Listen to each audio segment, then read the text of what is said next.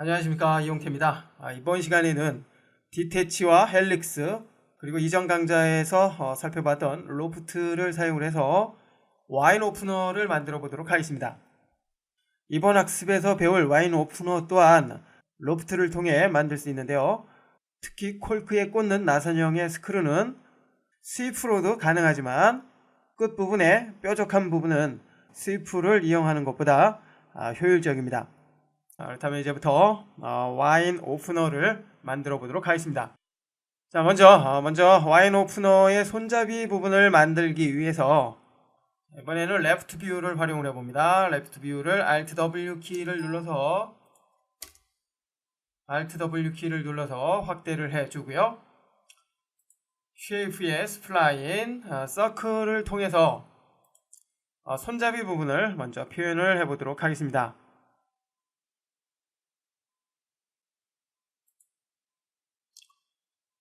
지오메트리에서 실린더를 사용을 해서 먼저 손잡이 부분을 표현을 해보도록 하겠습니다. 그래서 이렇게 서클을 만들어 주는데요. 현재는 손잡이의 길이가 어떻게 됐는지 알 수 없기 때문에 일단 클릭해서 적용을 한 후에 파라미터의 레디어스와 하이트를 통해서 설정을 해보도록 하겠습니다. 자, 일단 두께는 한 20 정도로 해주고요. 그리고 하이트, 즉 길이는 200 정도로 설정을 해줍니다. Alt W 키를 눌러서 퍼스펙티브 뷰를 통해서 일단 확인을 해보죠. 자, 그러면 이와 같은 길이로 만들어졌고요. 그리드를 보니까 상당히 큰데요. 일단 작업을 한 후에 크기에 대해서는 다시 조정을 해보기로 하고요. 자, 레프트에서 만들었기 때문에 이와 같이 누워있는 실린더가 완성이 됐고요. 퍼스펙티브 뷰를 확대를 해서 작업을 해봅니다. 지금 만들어진 손잡이로 사용할 실린더를 편집이 가능한 폴리곤 오브젝트로 변환을 해봅니다. 우측 마우스 버튼 됐고요. 컨버트 에디테이블 폴리곤 형태로 바뀌었습니다. 자, 이제 실린더의 가운데 부분을 선택을 해서 스테인리스 재질을 표현을 할 수 있도록 작업을 해주는데요. 와인 오프너의 재질은 다양하지만 지금의 작업에서는 손잡이 부분은 나무 형태로 표현할 것이고요. 가운데 부분은 스테인리스, 그리고 스크류 부분은 역시 스테인리스로 표현을 할 것입니다. 자, 그렇게 하기 위해서 일단 폴리곤 선택 모드 선택을 해주고요. 안쪽 부분을 선택을 해줍니다. 그리고 Shift 키를 사용을 해서 아래쪽 부분을 선택을 해서 이렇게 둘레를 선택을 해줍니다. 됐죠? 자, 이제 선택된 폴리곤 영역을 새로운 오브젝트로 분리해주기 위해서 이번에는 디태치를 사용을 해보는데요. 현재 선택된 상태에서 디태치를 클릭을 합니다. 디태치 창이 나타났고요. 디태치 어즈를 손잡이 중앙이라고 해줍니다. 자, 그리고 디태치 에즈 클론을 체크를 해서 현재 선택된 요 영역에 대해서 새로운 오브젝트를 만들어줍니다. 오케이. 자, 그러면 적용이 됐고요. Select by Name을 보면 손잡이 중앙에 이렇게 새로운 오브젝트로 만들어진 것을 알 수가 있습니다. 자, 일단 캔슬을 하고 나오고요. 계속해서 손잡이로 사용이 되는 실린더 양쪽에 세그먼트를 추가하기 위해서 자, 일단 평면 뷰로 전환을 해주는데요. Alt W 키를 눌러서 포뷰로 전환을 한 후에 프론트 뷰나 탑 뷰를 통해서 작업을 해주면 되는데요.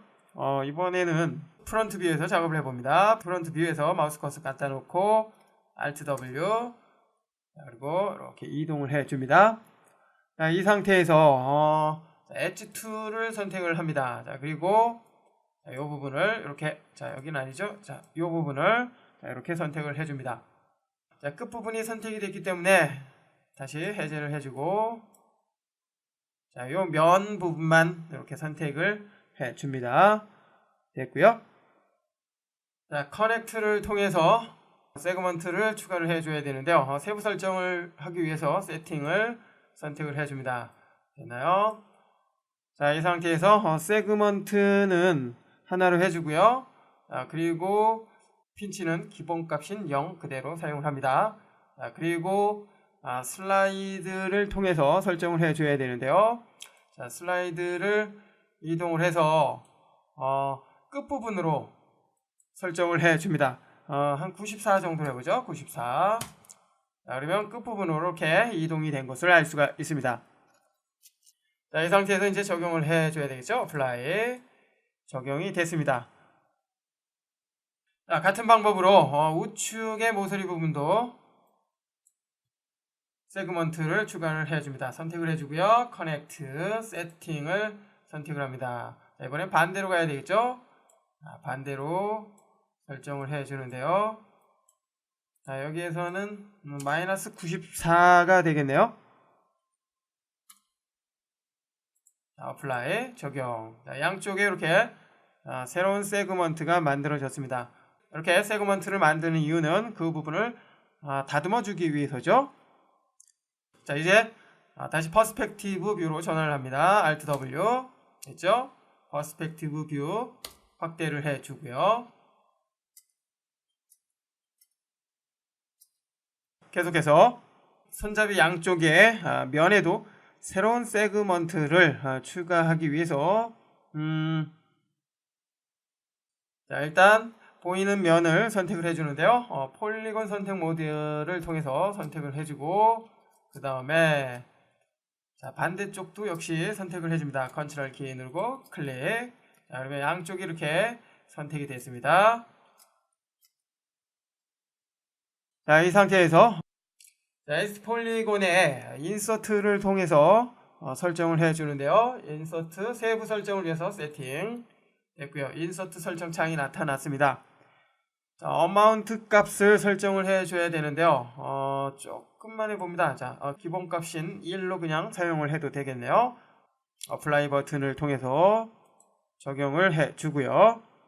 이로써 선택된 양쪽 면에도 세그먼트가 추가되어 있기 때문에 나중에 손잡이에 대해서 터보 스무스나 메쉬 스무스를 적용을 해서 부드럽게 처리를 했을 때 이 부분이 지금의 모습을 그대로 유지한 채로 부드럽게 처리가 됩니다.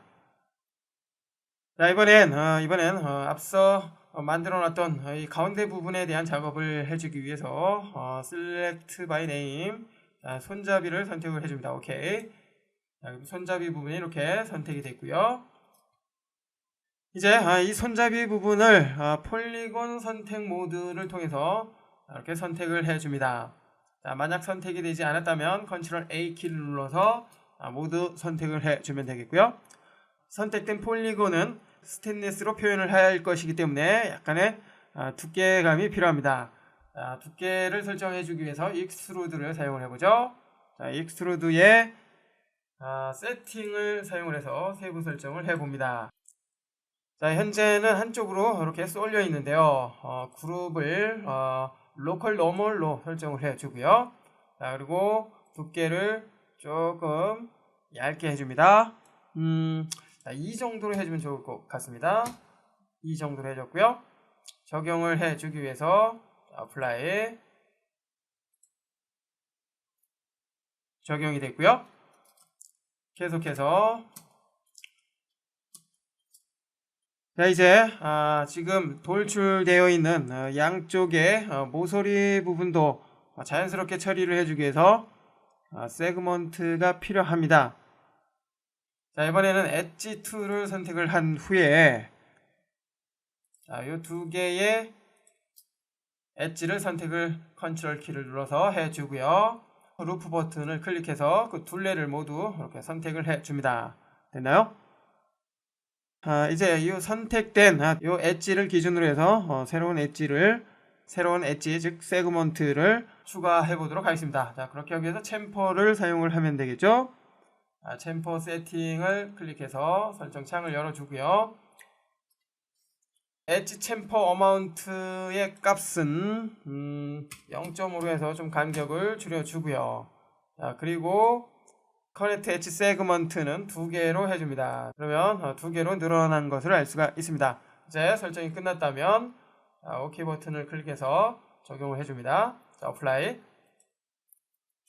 적용이 됐고요. 계속해서 이번엔 반대쪽도 같은 작업을 해봅니다. 자, 먼저 선택을 해주고요.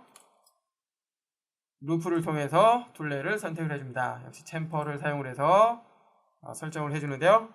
이전에 사용됐던 값 그대로 사용을 하면 되겠죠. 어플라이. 자, 이로써 이 부분의 모서리도 스무스를 적용을 했을 때 모양은 그대로 유지가 되면서 부드럽게 처리가 됩니다.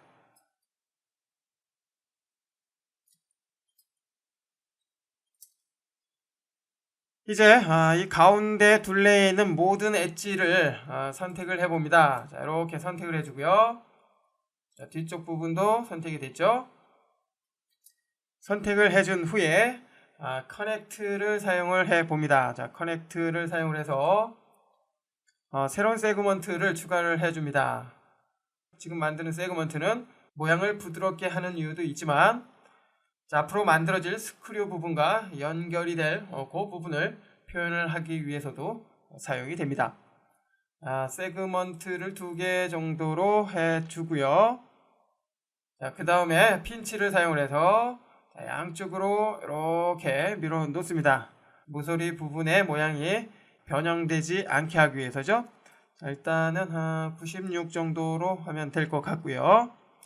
적용을 합니다. 적용이 됐고요. 자, 다시 한번 선택을 해주고, 자, 이번에도 역시 커넥트를 사용을 해서 세그먼트를 추가를 해주는데요. 이번에는 앞쪽에 스크류 부분과 연결이 될 그 부분을 표현을 하기 위해서죠. 자, 세그먼트는 5개 정도로 해주고요. 자, 그리고 핀치는 0으로 해줍니다. 자, 이와 같은 모습이 됐다면 적용을 해줍니다. 어플라이 적용이 됐고요. 계속해서 폴리곤 모드로 전환을 해줍니다. 폴리곤 모드로 전환을 한 후에 가운데에 4개의 폴리곤을 선택을 해주는데요. 일단 해제를 했다가 정면에서 볼 수 있도록 프론트로 먼저 해준 다음에 선택을 해줍니다. 자, 하나, 둘, 셋, 넷 컨트롤 키를 사용을 해서 선택을 해주면 되겠고요. 선택을 한 후에는 인서트를 사용을 해서 선택된 면 안쪽에 새로운 면을 추가합니다. 역시 세부 설정을 하기 위해서 세팅을 선택을 해주고요. 기본값 그대로 사용하면 될 것 같습니다. 자, 어플라이 적용이 됐고요. 자, 이번엔 버텍스 툴을 사용을 해서 새로 추가된 안쪽에 있는 모든 버텍스를 선택을 해줍니다. 이때 뒤쪽에 있는 버텍스는 선택이 되지 않아야 되기 때문에 이그노 백스페이싱은 체크를 해줍니다. 자, 그리고 선택을 해줍니다. 됐고요. 자, 이렇게 선택을 해 나갑니다. 자, 모든 버텍스가 선택이 됐습니다. 자, 그 다음에 이제 지금 선택된 요 버텍스를 웰드를 통해서 중간에서 합쳐지도록 해보겠습니다. 자, 웰드에 역시 세부 설정을 위해서 세팅 선택을 해주고요. 웰드 스레시홀드의 값을 조절을 해주는데요. 선택된 엣지가 가운데로 합쳐지도록 수치를 높여줍니다. 자, 한 8 정도로 해주면 되겠군요. 자, 설정이 끝났다면 어플라이를 합니다. 어플라이 버튼을 클릭합니다. 그러면 적용이 됐고요. 자, 이제 하나로 합쳐진 버텍스를 이용을 해서 둥근 모양의 팔각형을 만들어 보겠습니다. 자, 챔퍼의 세팅 선택을 해주고요. 자, 그러면 이와 같이 바뀌었고요. 버텍스 챔퍼 어마운트 값을 증가를 해서 크기를 좀 키워줍니다.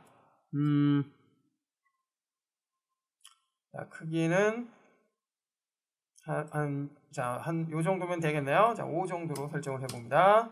자, 그리고 적용 됐고요.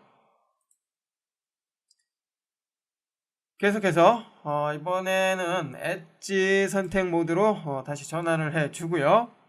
앞서 만든 팔각형의 외곽 둘레를 하나를 선택을 해 줍니다. 일단 하나를 선택을 해 주고요. 자, 링을 통해서 둘레를 모두 선택을 합니다. 자, 에디트 엣지에서 이번에는 커넥트를 이용을 해 볼까요? 커넥트 세팅을 선택을 해 주고요. 세그먼트는 하나만 사용을 해 봅니다. 자, 하나만 사용을 해서 외곽에 새로운 세그먼트를 추가를 해 줍니다. 자, 그리고 슬라이드를 사용을 해서 간격을 이렇게 좁혀 줍니다. 자, 한 96 정도로 이렇게 좁혀 줍니다. 조금 확대해서 확인해 보면 자, 이처럼 표현이 되는 것을 알 수가 있고요. 자, 설정이 끝났다면 자, OK에서 적용을 해줍니다. 자, 어플라이 적용이 됐고요. 계속해서 폴리곤 선택 모드로 전환을 한 후에 안쪽에 팔각면을 선택을 해줍니다. 자, 이 부분은 살짝 안쪽으로 집어넣어야 되는데요. 집어넣기 위해서 익스트루드를 사용을 해보죠. 이번엔 정확한 수치가 필요 없기 때문에 익스트루드를 선택을 해서 직접 집어넣습니다. 조금 확대해 봅니다. 확대를 해서 클릭 드래그, 안쪽 손잡이 부분을 관통하지 않도록 적당하게 집어넣어야 되겠죠. 자, 이 정도까지만 해줍니다. 확인해 보면 자, 이렇게 들어간 것을 알 수가 있습니다. 됐나요? 계속해서 이번에는 지금 선택된 이 면 안쪽에 새로운 면을 만들어주기 위해서 인서트를 선택을 해주고요. 자, 이번에도 역시 수치를 설정할 필요가 없기 때문에 인서트 자체를 사용을 합니다. 자, 그리고 클릭 드래그해서 안쪽에 새로운 면을 만들어줍니다. 이 정도의 크기면 된 것 같고요. 자, 이것으로서 손잡이 부분은 모두 작업이 끝났습니다. 손잡이 부분은 작업이 끝났고요. 이제 요 앞부분에 스크류 부분을 작업해 보도록 하겠습니다.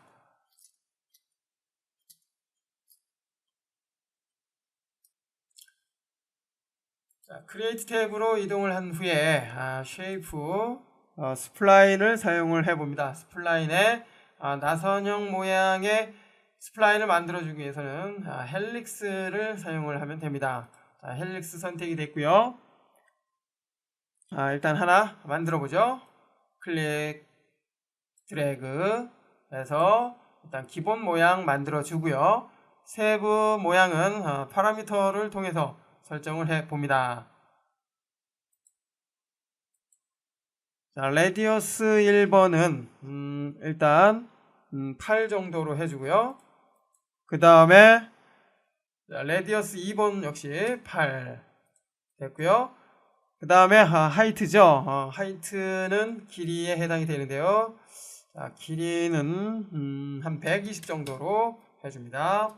자, 전체가 보이도록 이렇게 줌 아웃을 해주고요. 그 다음에 턴이죠. 턴. 이렇게 꼬이는 그 횟수를 설정을 해주면 되겠죠.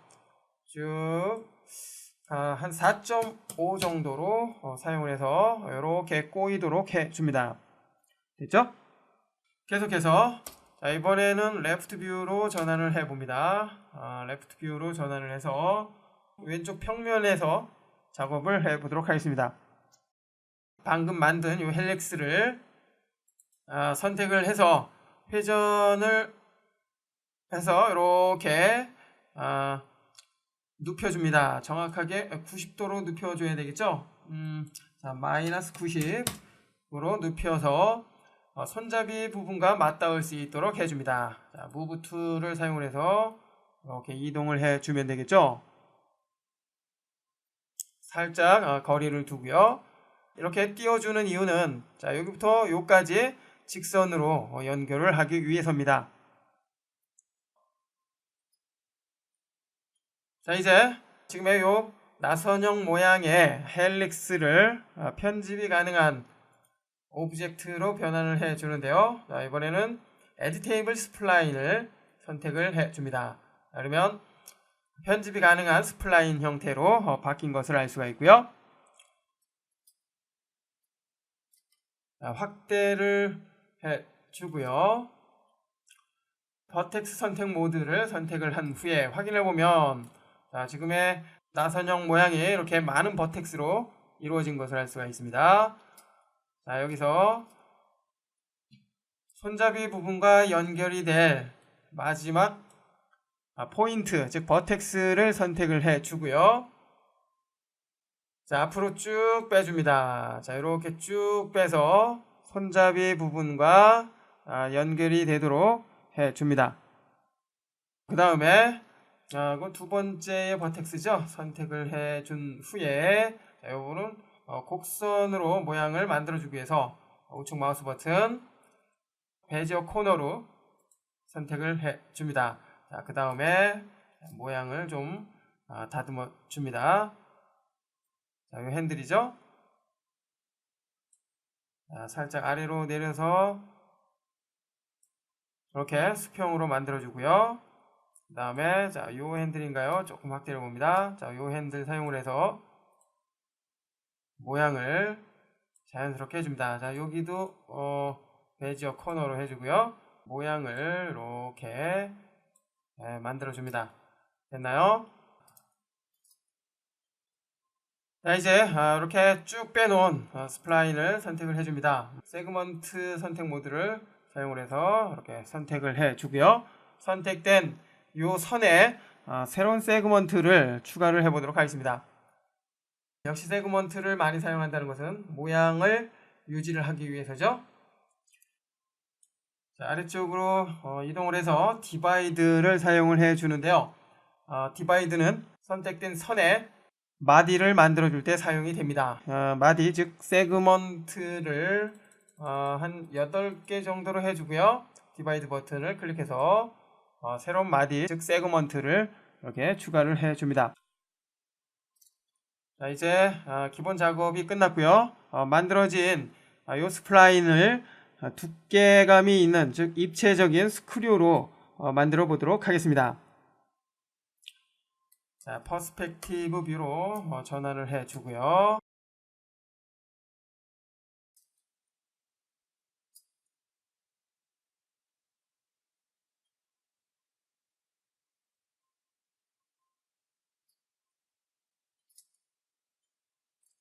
크리에이트 패널에서 스플라인, 그리고 서클을 이용을 합니다. 지금 만들어질 서클은 스크류의 두께로 사용이 됩니다. 자, 일단 이렇게 해준 다음에 클릭 드래그. 현재는 서클이 누워있는 상태죠. 컨트롤 Z. 그렇기 때문에 자, 프론트 뷰에서 만들어 보죠. 프론트 뷰 확대를 좀 해주고요. 자, 이 부분에서 클릭 드래그해서 두께로 사용이 될 그 크기만큼만 만들어주면 되겠죠. 이 정도, 자, 이 정도면 된 것 같습니다.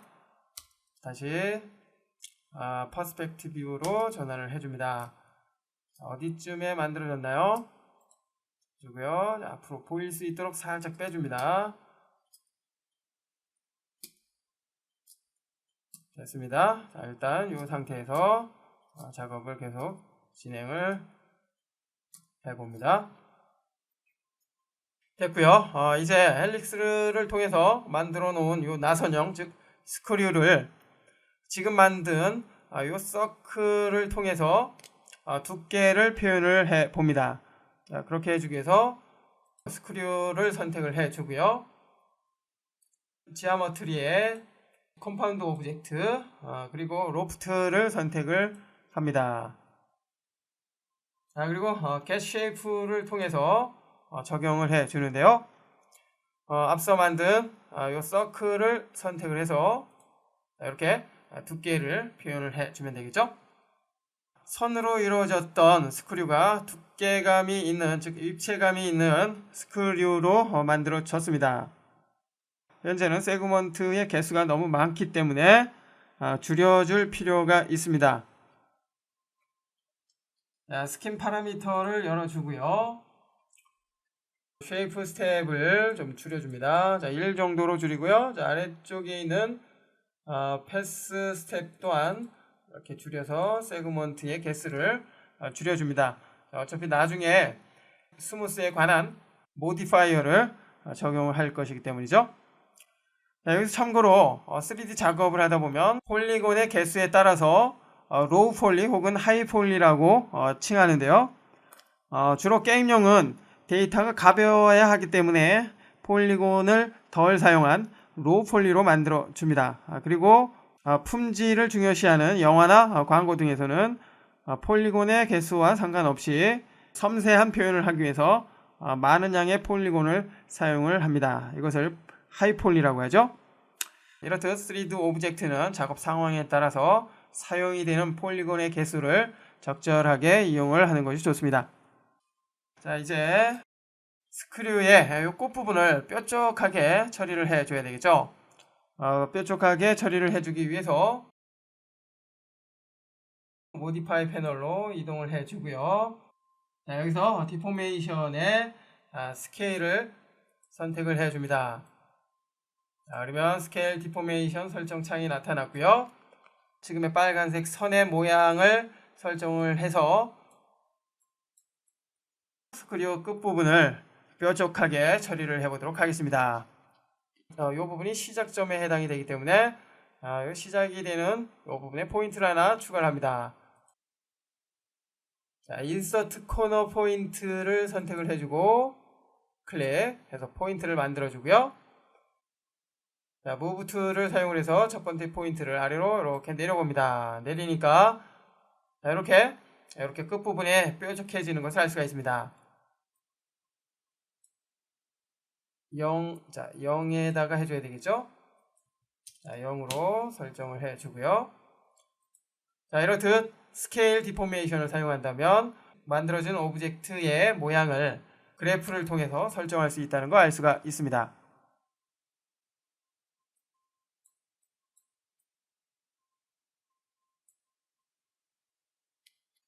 자, 설정이 끝났다면 창을 닫고요. 자, 이제 앞서 두께를 위해서 사용이 됐던 서클은 삭제를 해줘야 되겠죠. 자, 그런데 만약 두께가 너무 얇거나 두껍다고 느껴진다면 서클의 크기를 조절을 할 필요가 있습니다. 자, 서클을 다시 한번 선택을 해주고요. 자, 현재는 두께에 특별히 문제가 없기 때문에 그냥 삭제를 해줍니다. 딜리트. 삭제가 됐고요. 이제 이 스크류와 손잡이 부분을 합쳐주는 작업이 필요한데요. 자, 확인해보면 지금은 떨어져 있는 상태죠. 물론 이렇게 집어넣어도 되겠지만 정확하게 합쳐주는 것이 좋기 때문에 일단 살짝 간격을 띄워주고요. 되나요? 자, 이 스크류를 이제 편집이 가능한 폴리곤으로 변환을 합니다. Add Table 폴리곤 선택 모드로 전환을 해주고, 자, 그런데 현재 손잡이와 스크류는 서로 다른 객체이기 때문에 일단 다시 해제를 해주고요. 하나의 객체로 사용이 되도록 어태치를 사용을 해보도록 하겠습니다. 자, 어태치를 선택을 해주고요. 손잡이 부분을 클릭을 합니다.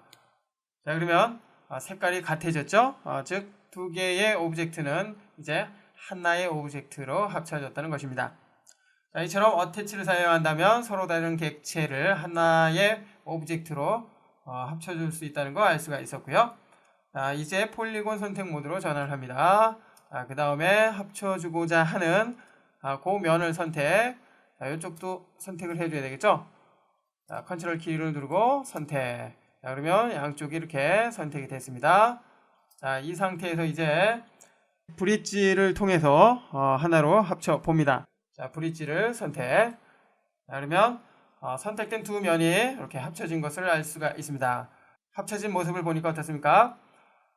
손잡이 부분이 6면체로 되어 있었고요. 그리고 스크류 부분도 6면체로 되어 있기 때문에 정확하게 모양이 만들어졌습니다. 이처럼 브릿지를 통해서 면과 면을 합쳐줄 때는 사용이 되는 각의 개수 또한 중요하기 때문에 작업을 하기 전에 반드시 개수를 동일하게 해놓고 작업을 하는 것이 중요합니다. 참고하시고요. 와인 오프너의 모델 작업은 모두 끝났습니다. 이제 재질 작업이 남아있죠. 재질 작업을 해주기 위해서 매터리얼 에디터를 열어줍니다. 매터리얼 에디터를 열어주고요. 첫 번째 슬롯은 손잡이로 해줍니다. 손잡이로 해주고요. 손잡이는 나무로 되어 있기 때문에 디퓨즈의 맵을 나무로 해줍니다. 비트맵 더블 클릭. 학습 자료에서 나무 무늬의 맵 소스를 불러옵니다. 나무 무늬 오픈. 적용이 됐고요. 계속해서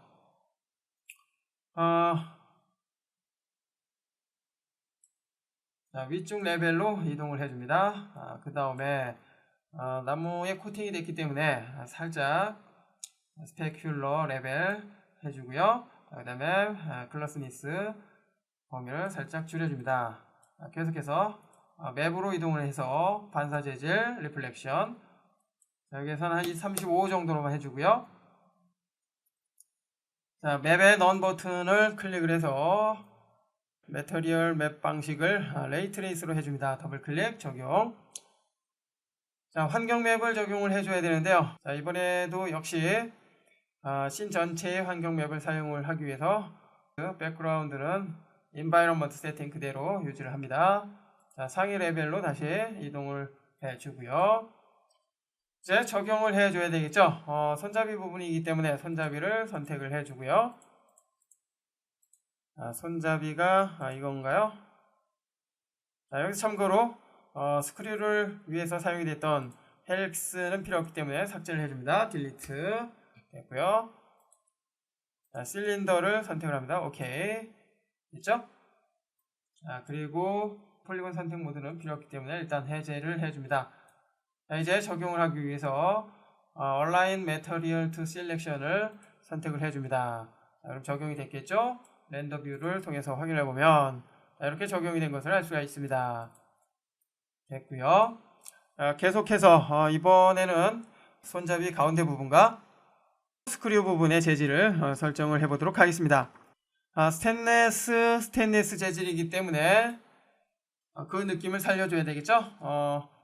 두 번째 슬롯의 이름은 스크류라고 해주고요. 매터리얼 방식은 메탈로 해줍니다. 있죠? 자, 그리고 앰비언트와 디퓨즈의 색깔 조금 밝게 해줍니다. 일단 자, 이렇게 해주고요.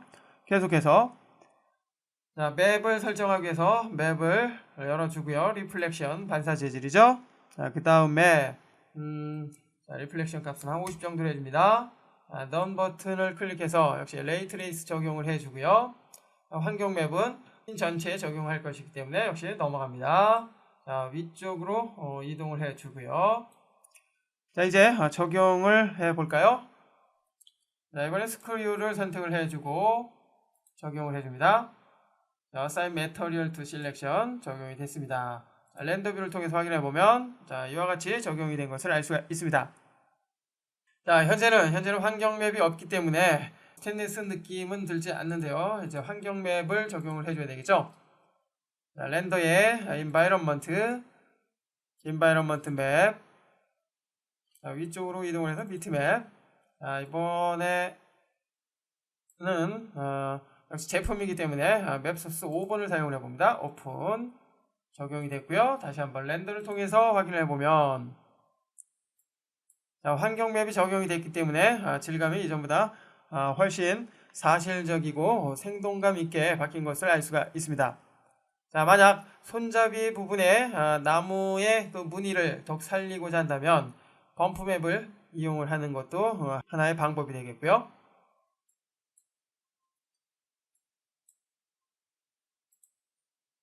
여기서 최종적으로 두 개의 오브젝트, 두 개의 오브젝트를 모두 선택을 해주고요. 자, 컨트롤 A. 그 다음에 부드럽게 해주기 위해서 자, 터보 스무스를 적용을 해봅니다. 됐죠? 자, 이제 최종적으로 렌더를 통해서 확인해보면 자, 이제부터 훨씬 부드러운 모양의 와인 오프너가 만들어졌습니다. 자, 이것으로서 와인 오프너에 대한 작업이 모두 끝났습니다. 디태치와 헬릭스 그리고 로프트를 활용해서 와인 오프너를 만들어 봤는데요. 나머지 바닥은 여러분들이 만들어 보시고요. 그리고 와인 오프너와 어울리는 와인잔은 이전 강좌에서 만들어 놓은 그 씬 오브젝트를 불러와서 자연스럽게 배치를 해 보십시오.